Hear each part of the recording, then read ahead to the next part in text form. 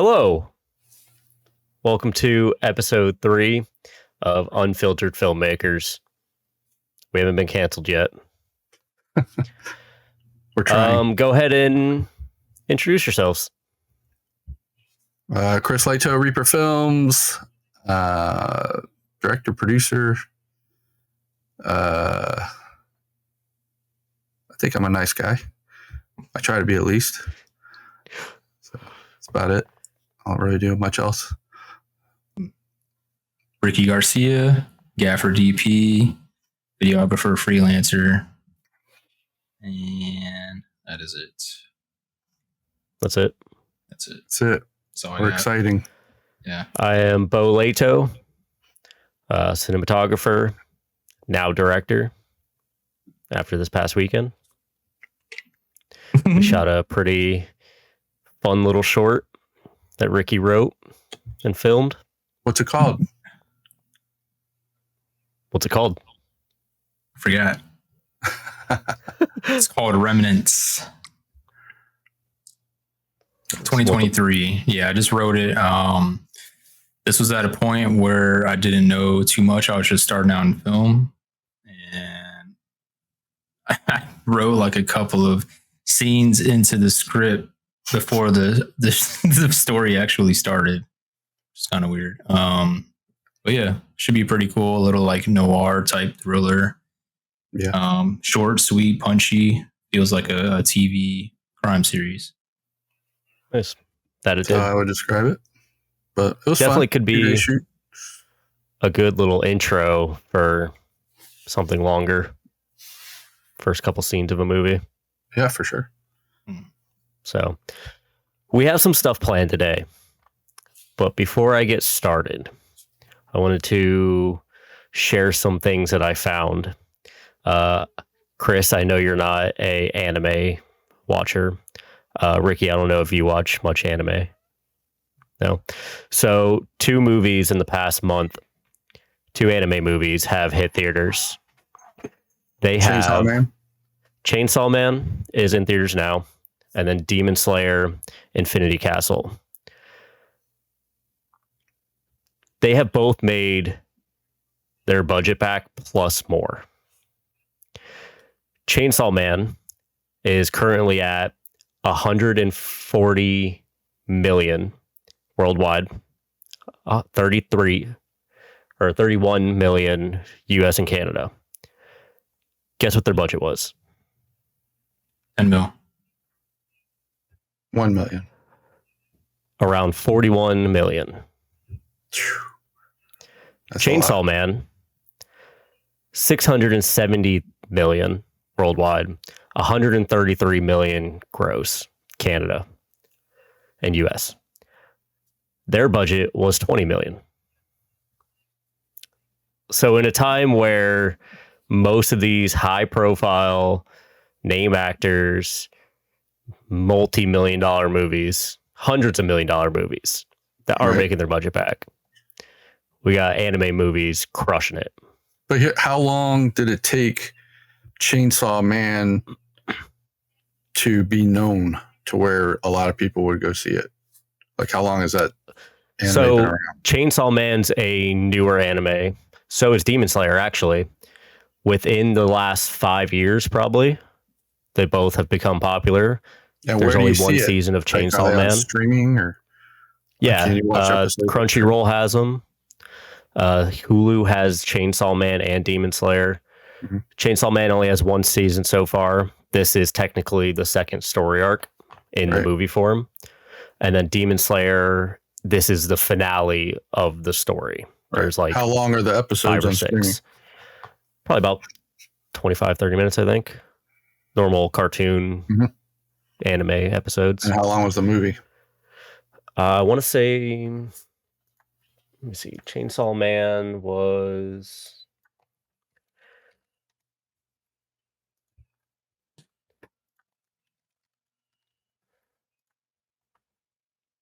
an hour and 40 minutes.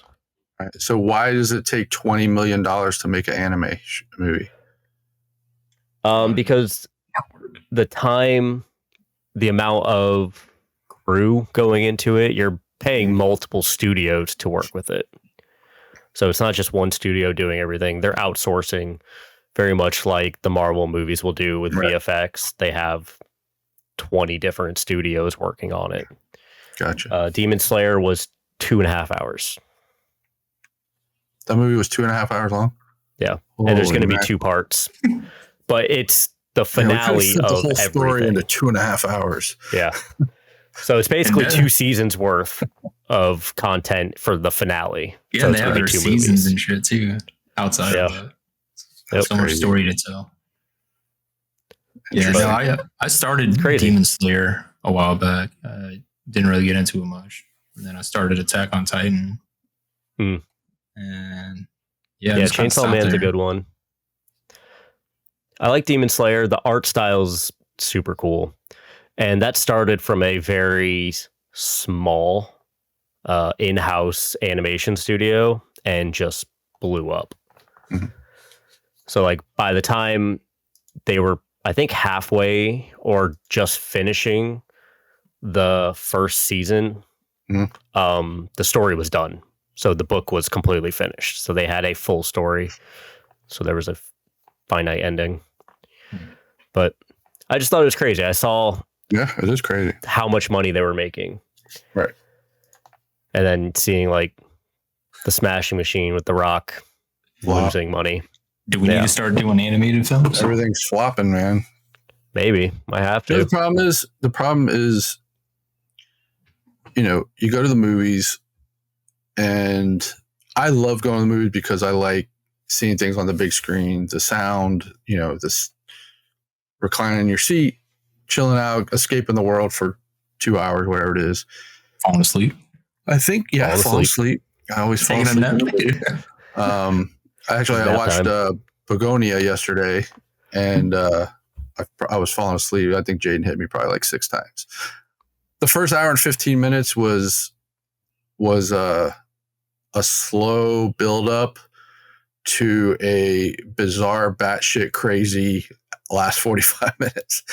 The last 45 minutes made up for the whole slow build. It was great. I really, really enjoyed it. It's definitely going to be in my top 5 of the year. Oh, yeah. Anyway, what was I saying? Anyway, the movie theater thing. I think the reason why people aren't going to the movie theaters anymore, it's not affordable anymore.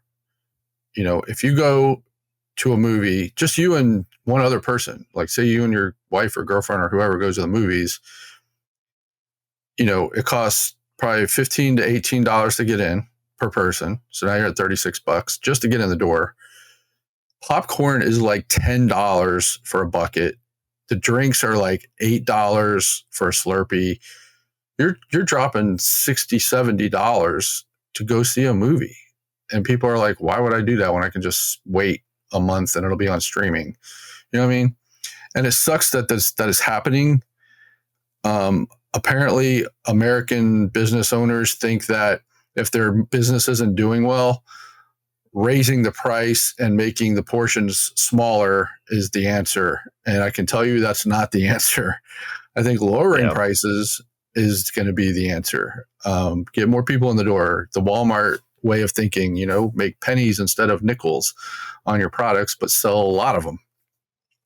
But I guess people don't think that way. I mean, it's ridiculous. Yesterday we went to the movies. I had a popcorn and a drink free for my birthday, and Jaden got a Slurpee or an icy, and it was still $9. My bill was still $9 because he got a Slurpee. Like, that's just crazy. You know, it's just price gouging. And I understand the theater needs to do that to make money, but I mean, come on, you know, it's getting a little out of hand. That if you buy a bucket of popcorn and 2 drinks, it's going to be over $25. Like, that's insane. They don't make their money on the movies. I think that's why people aren't going anymore. Do you sneak snacks in? I sneak a water in, because when my icy's done, then I got some water to drink. So you don't die in the theater from eating popcorn? No. Dry ass popcorn. Well, I put a lot of butter. Yeah, you should all that butter. Butter flavoring. Yes. Not good for you, but it tastes popcorn good. with your butter oil. Yeah, I know. Butter oil is probably what it Yeah, is. we always I sneak think in it's just snacks. trans fat. Sometimes How do you sneak them in? We wear put like it in your pants and hoodies or in your bag or Yeah. just things like that. I'm gonna start wearing a backpack. Use cargo shorts. Yeah. Shit in them. Yeah, there you go. So Just bring your camera bag to the theater. yeah, I know. My purse. Can't discriminate. purse. Yeah, there's no snacks in here. Yeah. Yeah. But yeah, I mean that's why I think people aren't going to theaters. But there seems to be a lot of flops this year. Yeah. You know, I know a few movies made some money, but wasn't a good year for the cinema, that's for sure.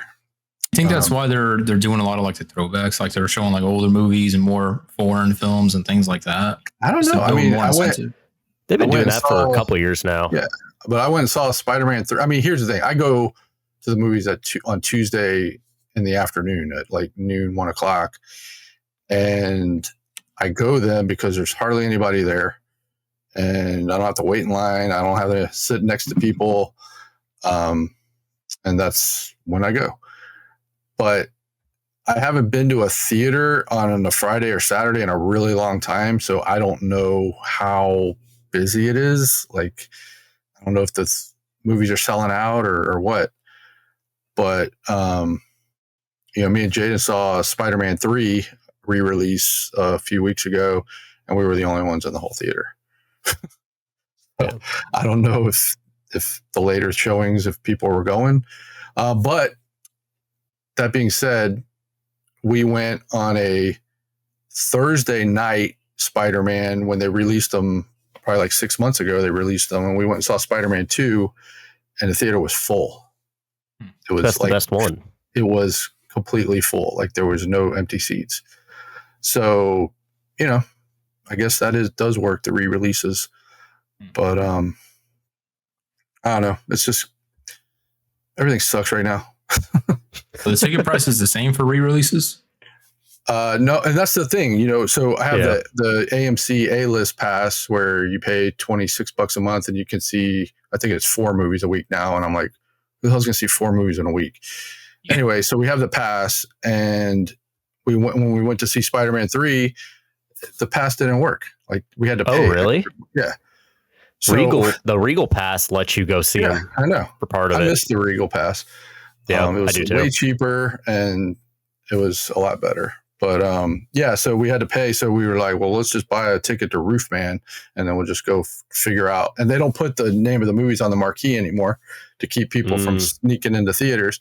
So we had to like pretty much open every door to see which theater was playing it. So we went into this one theater, and we're sitting there. It was just me and him. We're sitting there waiting for the movie to start. And then all of a sudden the trailers were in 3D, and we were like, I think we're in the wrong theater. So and then Jaden looked on the phone. He said, it says no trailers. So we ran out into the lobby, and we're trying to find the damn thing. It was on the other side. So we finally found it, and we missed like probably the first 10 minutes of the movie. We missed it, but it's not like we haven't seen it like 20 times. But yeah. So anyway, so our theme tonight, we're talking about Ty West movies. And if you don't know who that is, he's a horror director, kind of indie underground type of guy, low budget stuff. I mean, I don't even think he's made a really big budget movie that I can think of.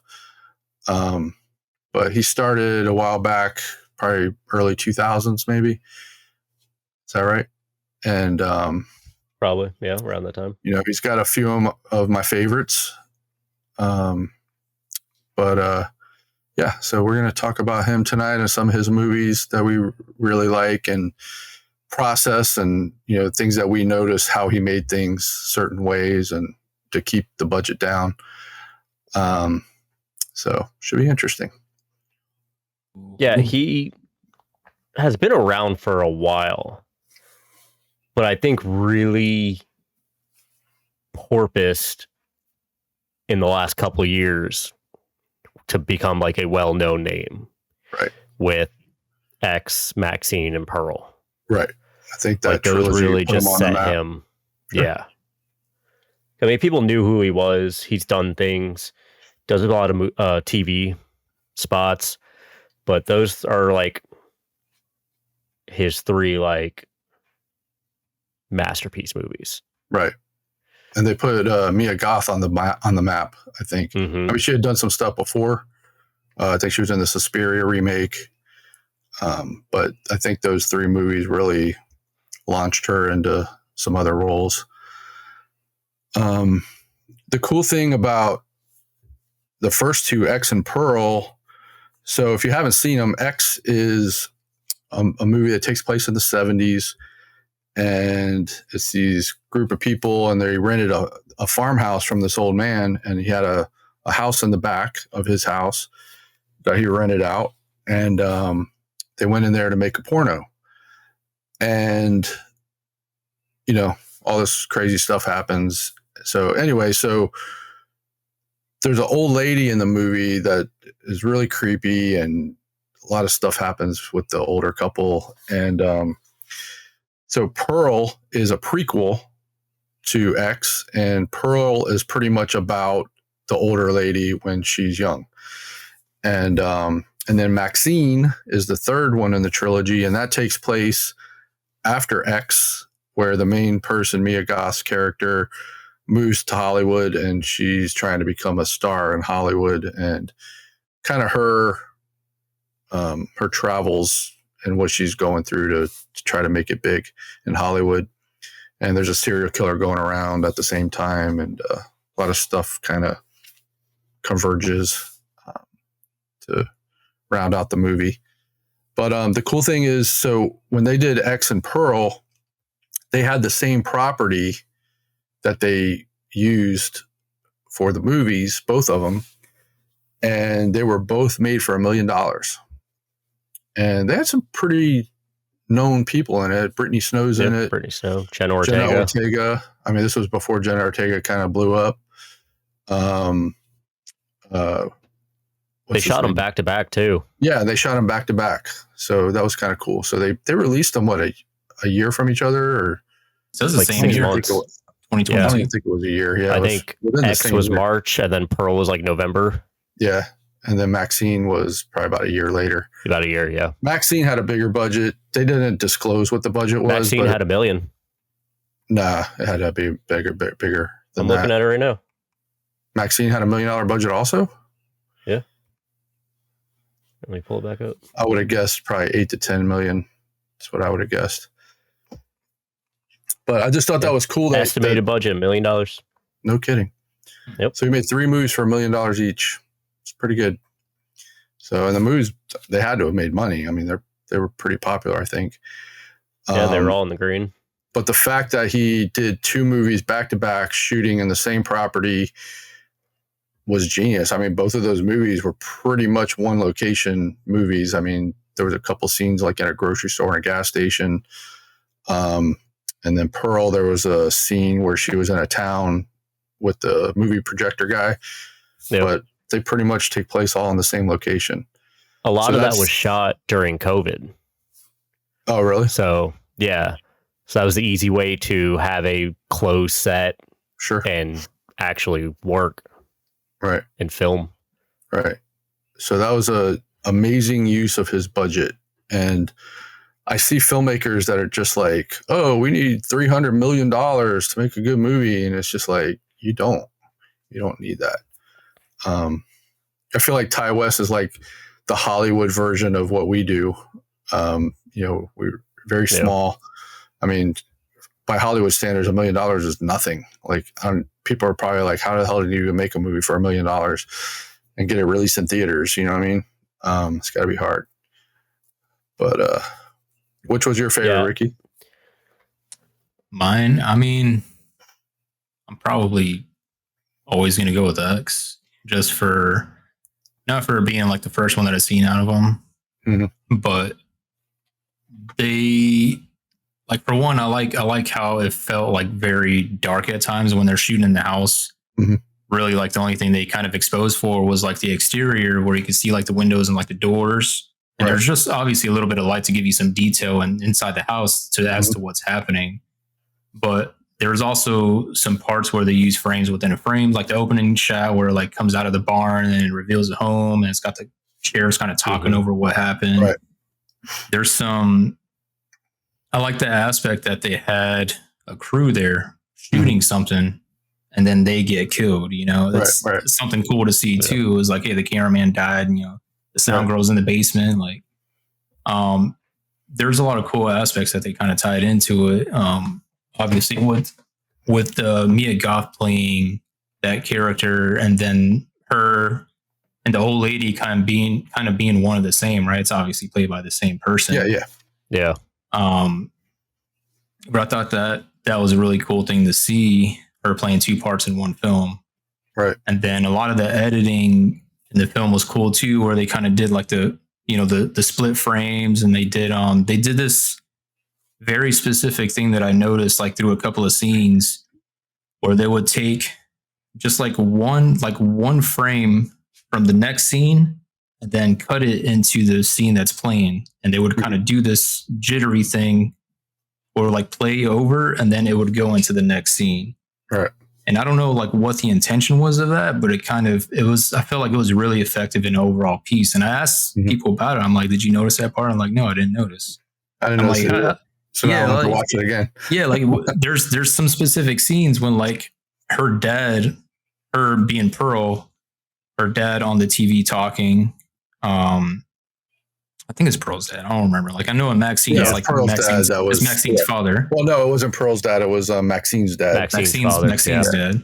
Yeah. So when he's talking on the TV and he's like yelling and shit, you can see the frames cut in from the next scene, like within, and it's like jittery, and then all of a sudden they're at the gas station. Like those little parts, and then also like when I think it's the alligators like swimming up to her, and you think it's gonna get her. They do kind of like the same thing there, like with the drone shot. And I thought that was a really cool thing to see. I love that. I love that scene where she's just like laying in the water and you can just see her face and it's closing in slowly. That was such a cool scene. Yeah. I'm sorry, go ahead. Oh yeah, go ahead. Oh no, I was just saying like there's a lot of cool shots there that they got to play around with. And I think that ties into the budget, because when you're on such a low budget, you have to get a little more creative to stand out.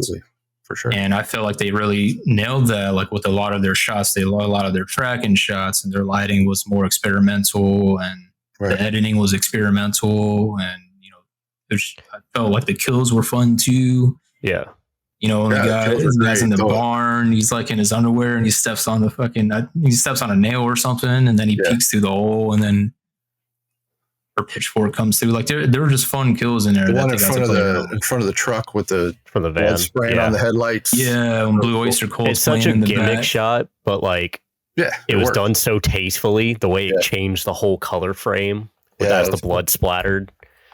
Yeah, it worked. But I love the thing I liked was, so you know, obviously when I first saw him, I saw X, then Pearl, then Maxine.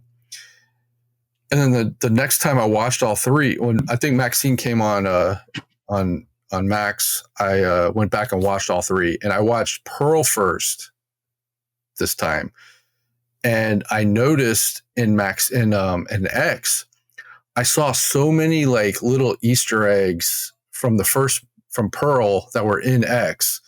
Like there was like they went in like a basement, and there was like all these things in there that you saw in Pearl, you know, that were at her house, and now they're in the basement. And I didn't see that the first time because they were reversed. So I thought it was interesting that he did them out of order. I'm not gonna say they didn't work, but I felt like if I was going to tell somebody to watch the trilogy, I would tell them to watch Pearl first, and then X, and then Maxine, because I felt like I missed a lot of interesting details the other way around. So I thought that was kind of cool, because I was watching X and I was like, oh man. And I watched them like back to back to back, you know, over like 3 days, and just seeing stuff. I was like, oh, I remember that chair and the first one in Pearl, you know? So it's just like little tiny things that I thought was kind of cool that they did. And I wonder if they shot Pearl first or if they shot X first. because Pearl was like real clean and the paint was nice, and then X was like, the place had been there forever and it was kind of dilapidated in some spots. So I wonder if they did Pearl first and then kind of, made the mess on the second one, like kind of crudded up the buildings and stuff, or if they found the crudded up buildings first and then painted everything. So I don't know. It's kind of left it better than how they found it. Yeah, I know, right? As long as you renovate the home, you can use the property. Yeah. Hey, that's usually what we do. It's a good deal. Yeah, well, I know we usually leave the place better than when we left it. Yeah. That makes me think, like, if they had $1 million budget, how much of that went to marketing and how much of it went to actual like filmmaking?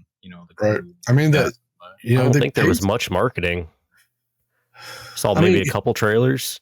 Yeah, and I mean, the thing is like Pearl was marketed all by X. So yeah, Pearl was Pearl and Maxine both had built-in marketing because of X, so they probably poured all their marketing money into the X, and they realized, well, if everybody goes and sees X, then they're going to want to see the next two. Yeah. So that was pretty smart to do that too. I'd love to do something like that, like a trilogy that kind of all connects to each other. It was just really neat. It took place in different time periods, and I don't know, it was a really, really interesting trilogy, and not a lot of people do that. There's not a lot of filmmakers that do that. Yeah, they make sequels and stuff like that, but to make them totally different from each other is pretty interesting. So that's probably why he didn't make a movie for a long time, was because he was writing these 3 movies and trying to get them made.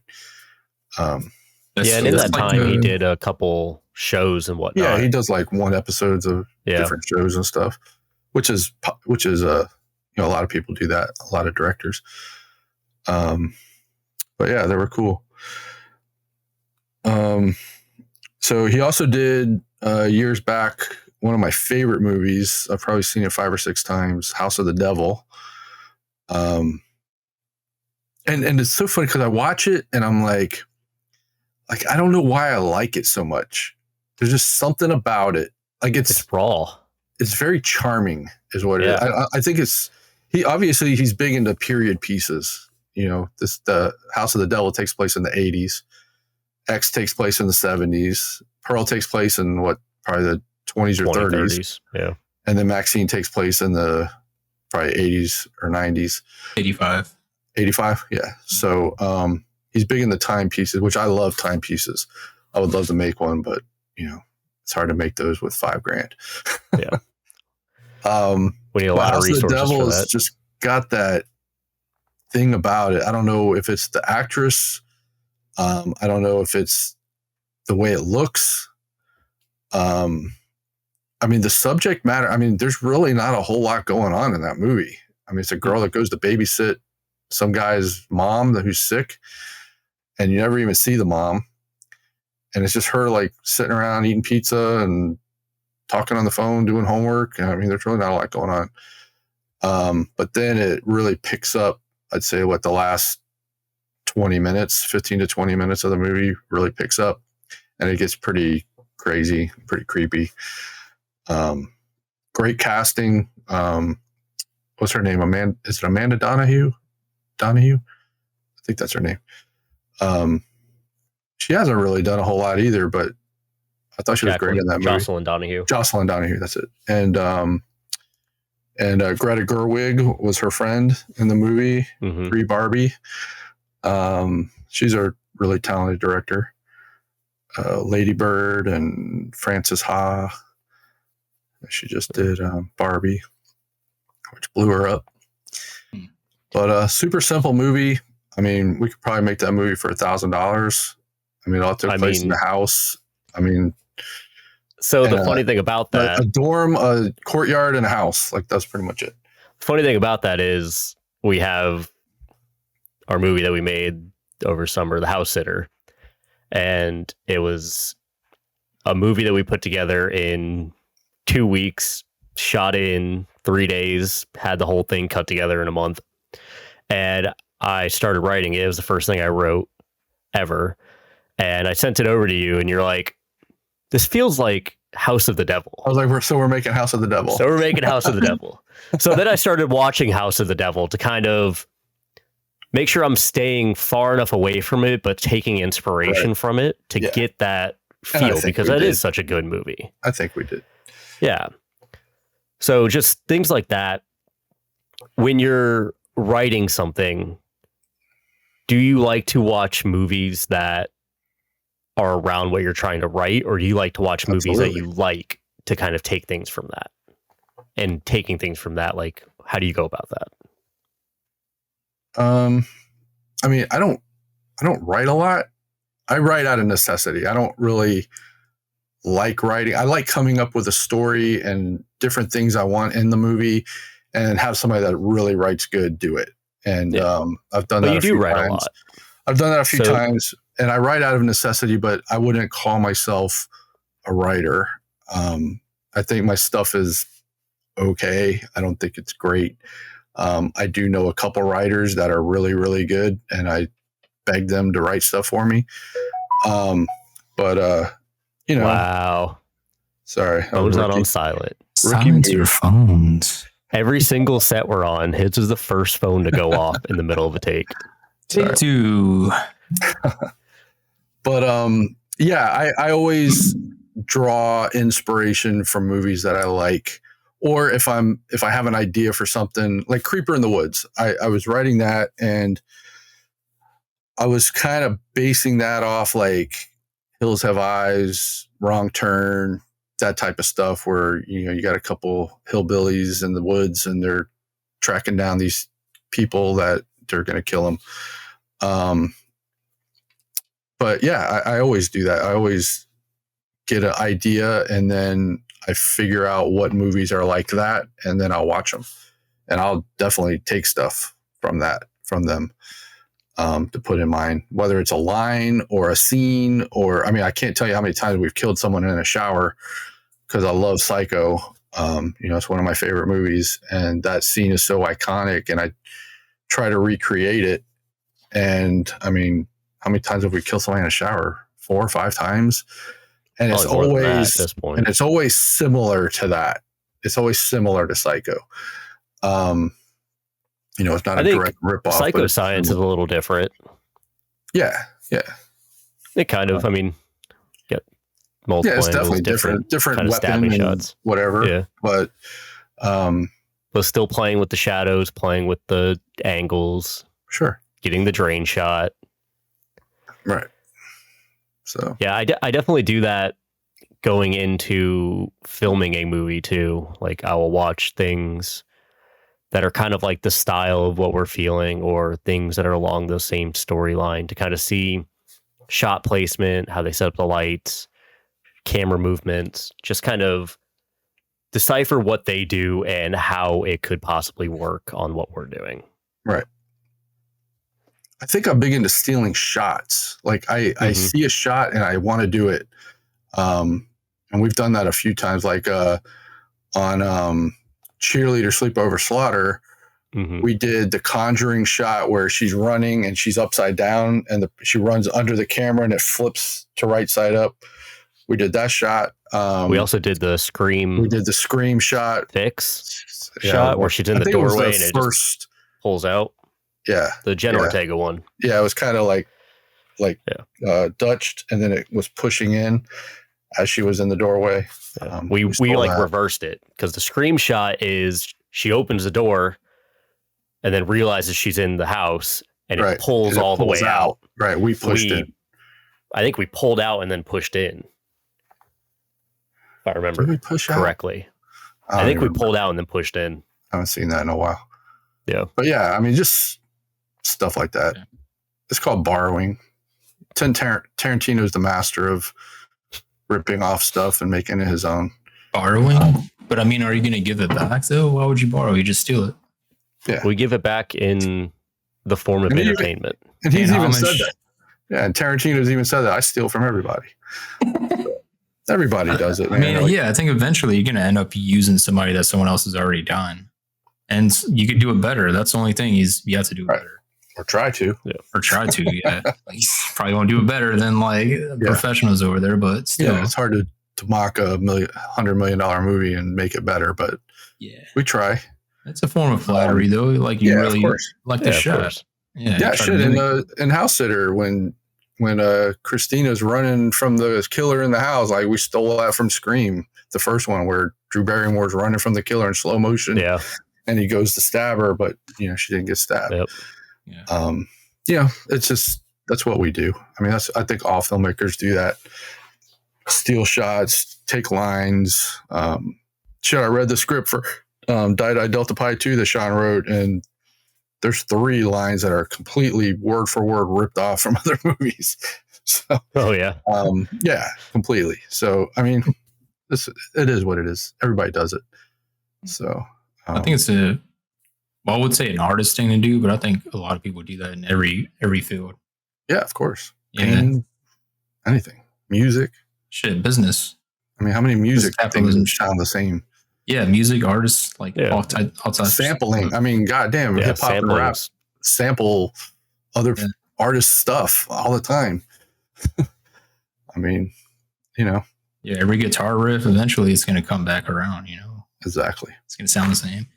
But yeah, I kind of do the same thing. That's why I usually ask like what you're going for, if you have a mood board or anything like that, which we don't really have most of the time. We're just like, I Right. want it to look like this movie. Yeah. So then, we usually draw inspiration from that. Like, how was it lit? What did they use a filter or anything like that? Like, what's the writing style? Like, how are their shots? Are they mostly static or are they moving or Soft light, hard light, color grade. things like that. Like, how do they implement their lighting into the film to like tell the story that they want to tell? Because lighting like dictates a lot of things in film. Absolutely. You can't light a horror. Well, I guess you technically can light a horror film like high key, bright like a comedy, but That would be weird. it would be weird. Yeah, it's just really up to like the director and like the creative choices that they make. And I mean, back to Creeper in the Woods. I mean, we shot a horror movie during the day. Like these people were in the woods during the day. But the thing is, like, we use high contrast for that. We use like hard sunlight and then like a balance to fill the shadows. So it still kind of worked in its own way. Yeah, I thought it worked. And the whole reason was I didn't want to be in the woods at night and shooting a movie. Figure out how to light things. I'm like, run off we have this battery. much money, and how are we going to power lights for a feature in the dark? It's just wasn't in the cards. It doesn't So I work. was like, why don't we just do it during the day? I mean, Not with that budget we had. scary killers are chasing and killing people during the day. It's still scary. Start at so sunrise, yeah, we tried end at it. sundown. I think it came out pretty good for what we were trying to do. And the amount of money we had, which wasn't a whole lot.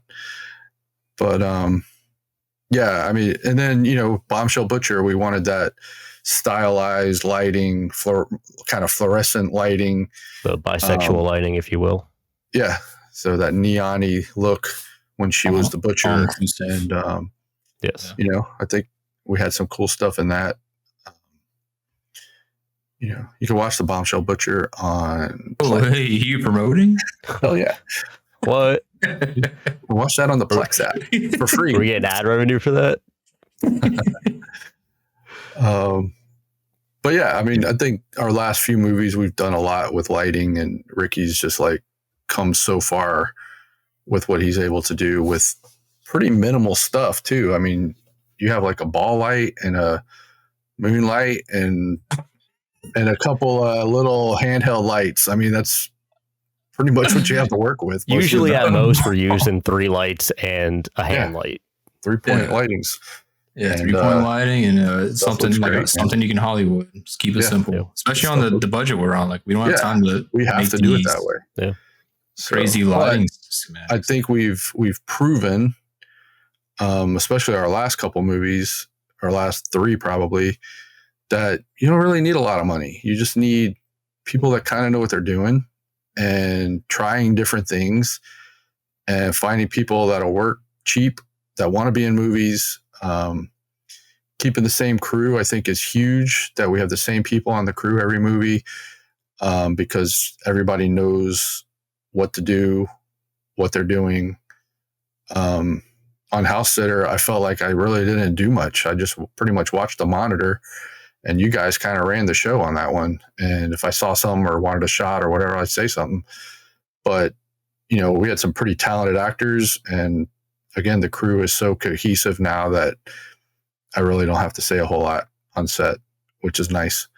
Yeah, I think the important thing there is the important thing there is people that want to be there. Yeah, absolutely. I mean, shit, we were 16-hour days on that movie, and like really nobody complained at all. No, you know, we were just there was having a good time. We had to get the job done and did what we had to do. Ricky, I know, didn't have a good time. I've never heard. So how long have we known each other? Like 2 years now? Yeah, a little more than 2 years. Yeah. I mean, we've worked on, I don't even know how many movies, probably 7 or 8 movies. Yeah. And I've never heard him say anything negative. Like he's never said, "Oh man, I don't want to do that," or anything. Like he just does it and never complains, always happy go lucky, like goofing around. And at the end of the House Sitter shoot, so we shot House Sitter in 3 days. We had one location, 3 days, and it's an hour and 26-minute movie or something like that.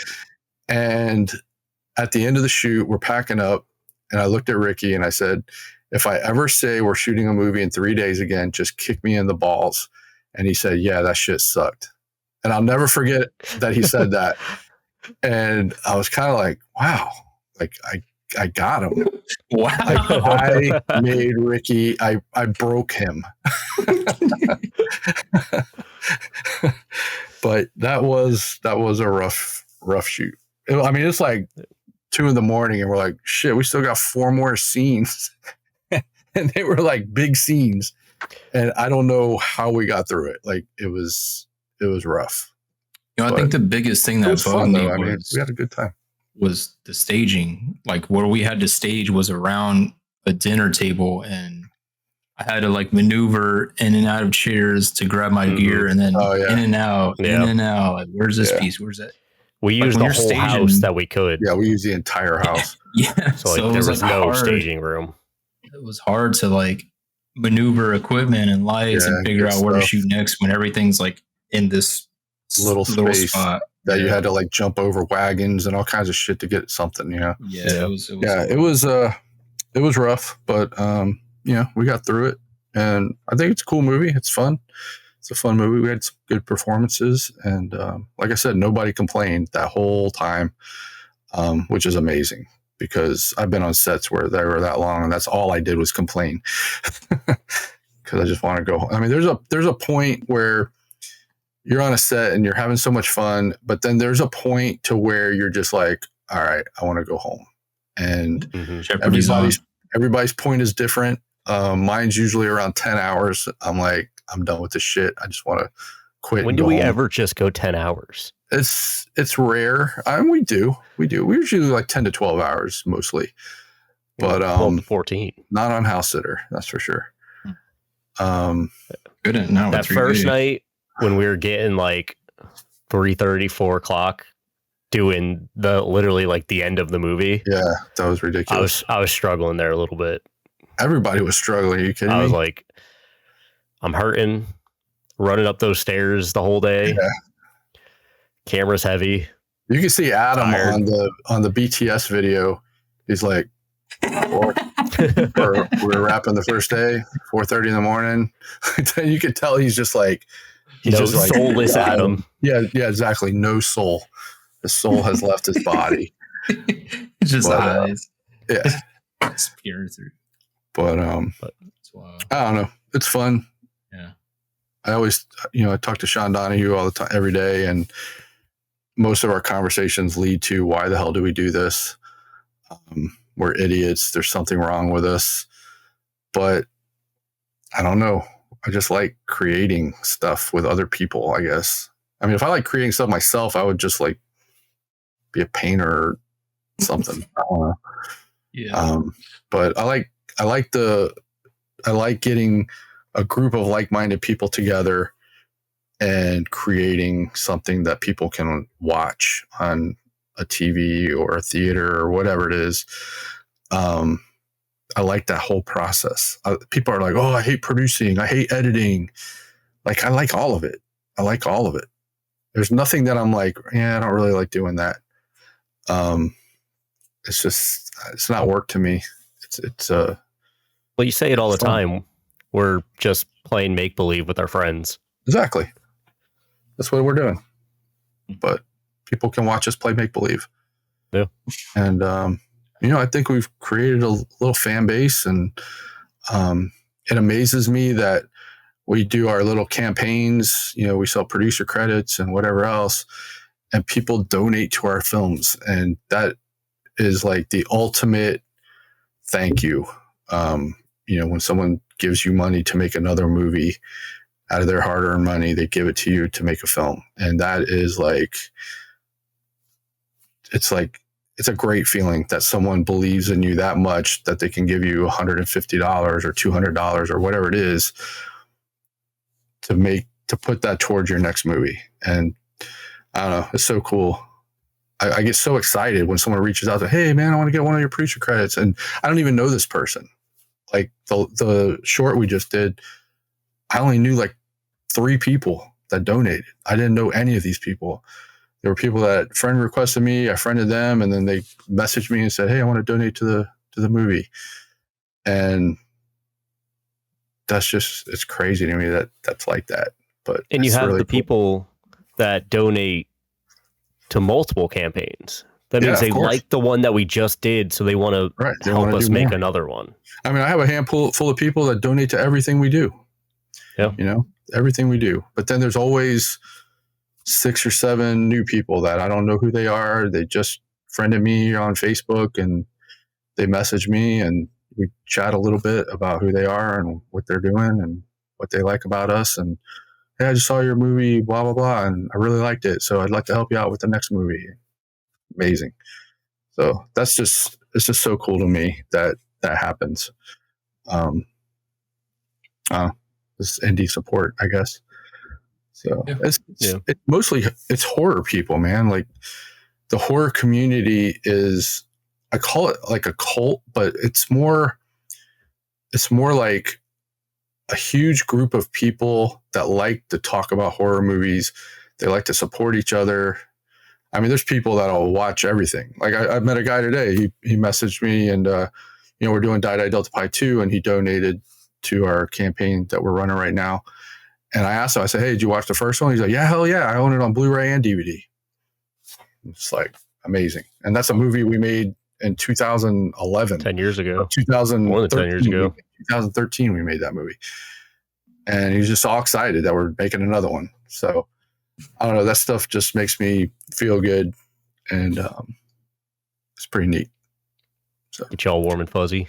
Cool. Yeah, it does. It does.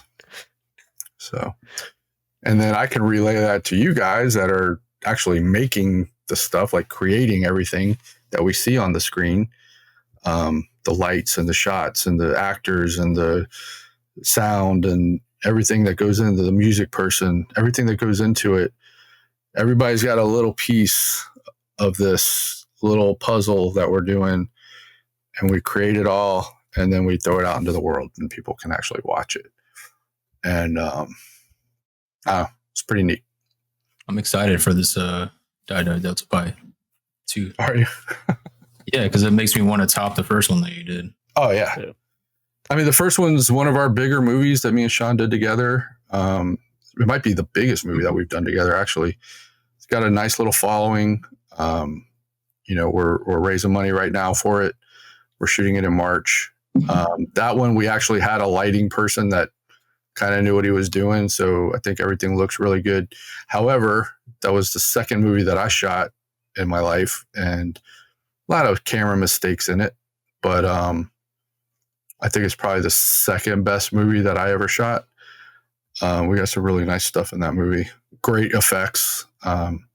Marcus Cook came and did all the effects for us, and they're like top notch.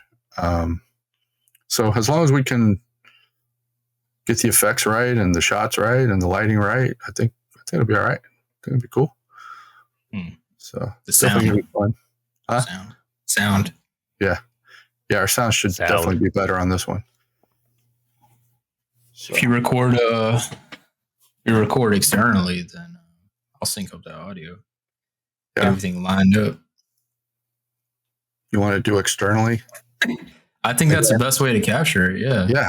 And that If way we you have more freedom, because with the rig we're I'm wanting to actually build recording. out, I wanted to build out like a I wanted to build out a kind of like a Steadicam body system, so that Beux can have more freedom and then stabilization within the camera, and then the audio guy won't be connected to that, so they can just float together. I mean, that's the goal. I mean, that was the goal with buying that little transmitter that didn't work.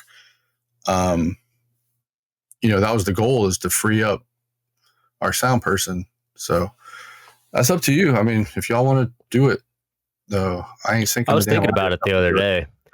Since we now run A cam and B cam, we could always have B cam on the gimbal at all times. Yeah. That way we get a mix of both handheld and Steadicam and not have to worry about switching everything over every time. Sure. So the gimbal, that's really the reason why we bought it.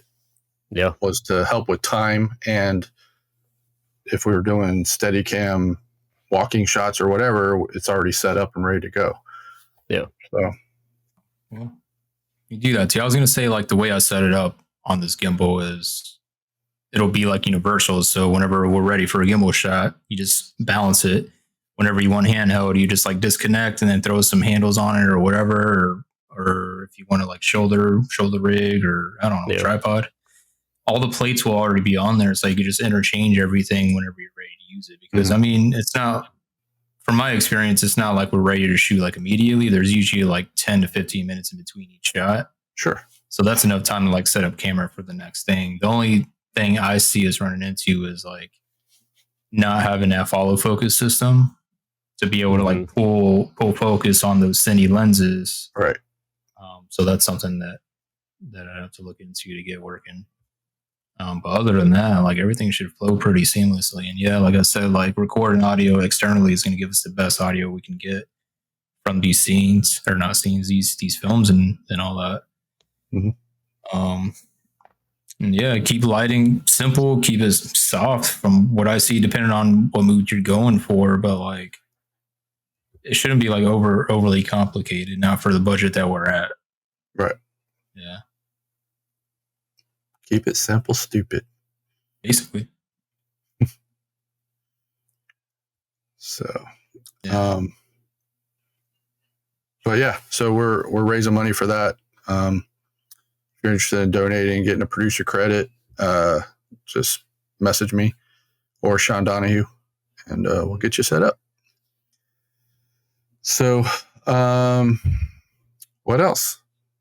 What about the film festival we have coming up? So in the Tampa Bay Underground Film Festival, which is the first weekend of December, December 4th through 7th, we actually have 3 features and our short that we just shot over the weekend playing there. And we got a movie playing every day. So if you want to see our stuff, come on out. And it's always a fun film festival. It's usually a lot of people, a lot of filmmakers networking and talking about what they got going on. And it's always a good time. Pretty much the whole Tampa indie community. Yeah, the whole Tampa Bay community is there usually. So should be a good time. Come on out. Tampa Bay area, Citrus Park Mall. There it is. And yeah, I'm going to try to get there. Like I said, Thursday and Friday, maybe. Can't be there on the weekend, but yeah. Cool. Yeah. All right. Anything else? Go watch some Ty West movies. Yeah. I'm gonna have to watch X again tomorrow because what Ricky was telling me with that little edit thing. Yeah, you gotta see what I'm talking about, because it's weird. It's like nobody noticed it. Yeah. But pay really close attention to it. You'll see like the little jitters. Yeah. You'll be like, what the fuck? Yeah. That's cool. That's cool. Yeah, I'll probably watch it tomorrow. I think I got the last episode of Only Murders in the Building tomorrow. And I like that show. Show's fun. A good show. It's cute. It's like a funny show. Yeah. Steve Martin and Martin Short are hilarious. Okay. Selena Gomez is like, I don't know if she's like, if that's her character or if that's how she really acts. Like, she's just so flat and monotone in that whole show. It might be her character. It's probably the character, because I've seen a lot of stuff with her, and she's not usually very the character bubbly. is like very like sad, and like she never smiles, and she's always just kind of like, like she doesn't really have much emotion. So it's probably the character, but it's kind of weird. Yeah. But this season was all right. I got the last episode tomorrow. It seems like it might be the last season. I don't know if this is the last season they're doing, but it's like looking like that. Like they're winding it down to where nobody's going to be on the show anymore. So I don't know. I'll see you tomorrow. But I don't know. Go see Begonia. That was a cool movie. A lot of fun. What else? That's it. Osgood Perkins. He's got a new movie coming out next week. Or Keeper. Yeah. So I found out the other day that I was watching The Black Coat's Daughter, and I didn't realize that was his movie until the end when it said directed by Osgood Perkins. I was like, what? So I looked up Osgood Perkins. I'm looking at his stuff and like some of the older movies he's done. And I saw this little thing that's like, on IMDb, they got like little trivia things at the bottom. And his mom died. She was on one of the planes that hit the World Trade Center. Isn't that crazy? I was just like, what? That's so crazy. But yeah, she was on one of the planes that hit the Trade Center in 9/11. Was his dad? His dad was Anthony Perkins. Played Norman Bates, yeah. Oh, yeah? Yeah, that was his dad. Okay. I knew it was something like that. I just didn't know exactly what. Isn't that crazy? Your dad's Norman Bates and your mom died in the World Trade Center. I know, right? He found that out and texted me immediately. That's crazy. I saw that. I was like, this is crazy. It was like first thing in the morning, and I'm like, what are you talking about? I just thought it was interesting. I mean, he's hot right now. I mean, he's putting movies out like fast. He's putting almost as many as we are. I just got like this. He did Long Legs, surge of ideas. Now this one, he said that he had. It took him a while to like get into filmmaking, and it's obviously in his blood. His dad did it. His mom was an actress, and I think she was a musician also. And I mean, you're growing up in Hollywood, like that's going to be in you. And he just now started, like he started late in life, making film, and he's got all these scripts that he's written over the years that he's making now, I guess. And so it's kind of cool. His stuff is pretty neat. I thought Long Legs was good, and The Monkey was interesting. Fun movie. Fun watch. Did you see The Monkey, Bob? No, I still haven't seen it yet. I keep going to watch it. I'm like, not right now. It's interesting. Very, very, very, very gory. Oh yeah. Oh, dude, the gore is like way over the top. Yeah, it's pretty fun. It's a fun movie. Maybe I'll watch that later. And then the Keeper's coming out Friday, so I'm going to see that. Maybe we'll talk about him next week. You never know. Maybe. So, all right. It's coming out next Friday. Maybe we'll try to get him on. Coming out this Friday. Oh, this Friday. Yeah. I'm watching that Jennifer Lawrence movie. Yeah, it looks good. I might see 2 movies this week with my movie pass. Ooh.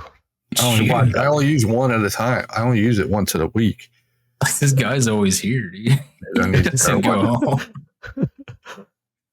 But I'm not buying popcorn because it's too expensive. I'll sneak in. Bring your own. I'll sneak in a bag of popcorn. I'll sneak in like a big bag of popcorn under my shirt. And then use their butter oil.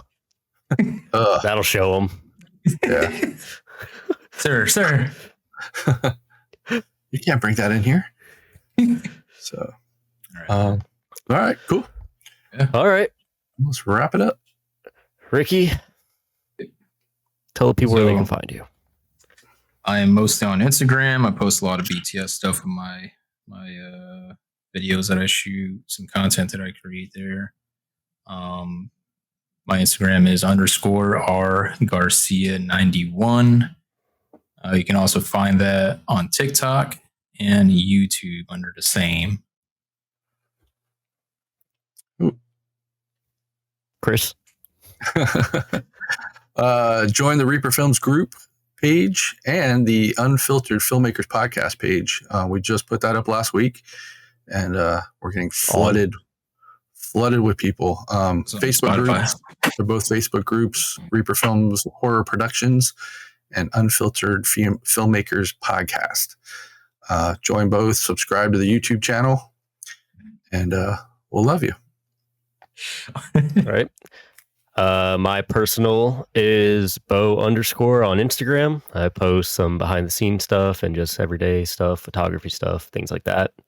I'm pretty sure that we have Spotify set up now. Yeah. Yes. Yeah, we have Instagram set up now. Mm-hmm. Do we have TikTok set up? We do not. I can start no TikTok as of probably yet. today. Cool. Yeah. Cool. We're getting there. Mm-hmm. We're building this together. Join us on our journey. Well, all right. Hopefully you guys are enjoying this so far. Let us know in the comments if there's anything you like, anything you dislike, anything you think we should talk about, change, do. What if they dislike us? Do we get then replacements? We replace each other. We gotta find somebody else. Yep. Filtered filmmakers. Yep. Filtered filmmakers. Filtered filmmakers. Unfiltered filtered filmmakers. Well, all right. That's it for episode 3. We will see you guys next week. And be safe. Bye. Bye.